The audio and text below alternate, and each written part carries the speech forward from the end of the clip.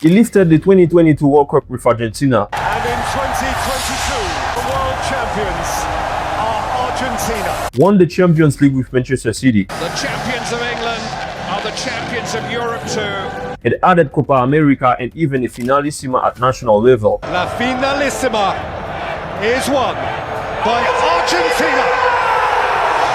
By the numbers, this is not a player anyone should be arguing about, and yet right now, he's the most argued about player in Spain. Alvarez stood in front of cameras during the 2026 World Cup and said, Yo hablé con la verdad con la gente del club, con los que tenía que hablar, y creo que lo mejor para todos es una transferencia y quiero cumplir mi sueño.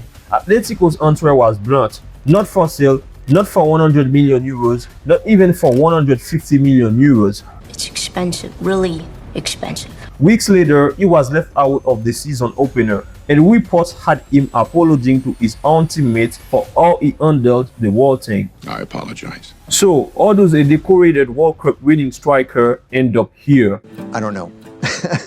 The story starts in Cordoba province, then River Plate. Alvarez debuted in 2018. By 2021, he was Argentina's breakout talent, top scoring in the Primera Division, named South American Footballer of the Year, and once scoring 6 goals in a single Copa Libertadores match. He's so talented. CD sporting director Tiki Bergerstein called him one of the best young attacking players in South America when the club signed him in January 2022 for roughly 70 million euros. CD lured him back to River until summer, then folded him into a treble-winning machine. Coronation year!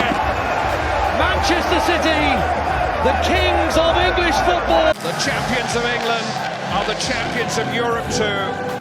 Manchester City have got the second leg of a treble. Guardiola used him everywhere, even as a false nine when Kevin De Bruyne was out, and pundits praised the adaptability. Covered Kevin De Bruyne, great when he was out. If Phil Foden's injured or loses form, he covers him. If Erling Haaland needs a rest or he's injured, he covers him. Doku, any of those positions, across the front line or in front of the midfield, Julian Álvarez can do it, and he can do it well. But the raw numbers were modest.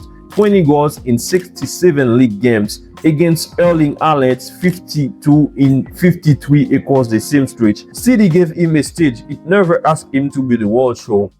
Big breaking news this afternoon. It concerns Julián Álvarez, who's completed a permanent transfer to Spanish side Atletico Madrid. In August 2024, Atletico broke the transfer record to sign him a 6-year deal worth up to 95 million euros. That's a lot of money. He scored on his home debut, but the fee guaranteed scrutiny. His first league season brought 11 goals in 22 games. His second added 8 more plus 4 assists in 29 games. 19 goals equals 51 league appearances in 2 seasons at Atletico.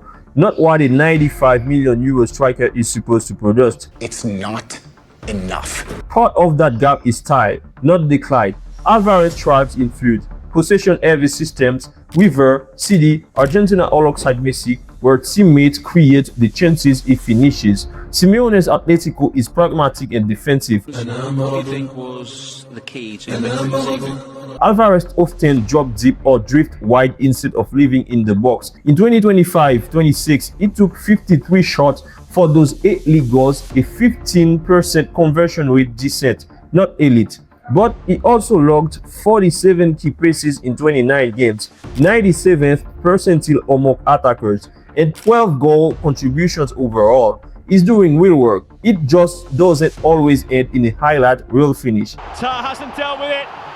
Julián Álvarez, it's 1-1 because here's Alvarez round the goalkeeper and Atletico Madrid have turned it around.